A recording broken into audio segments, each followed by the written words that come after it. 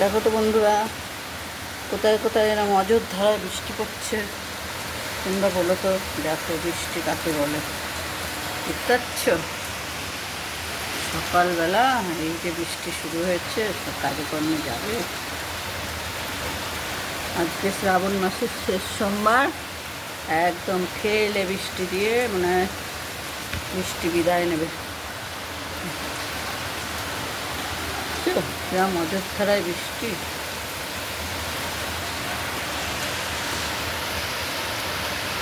বন্ধুরা, শুভ সকাল। বন্ধুরা, তোমরা সবাই কেমন আছো? আমাদের ভালোবাসায় তো আমি এখন অনেকটাই ভালো আছি।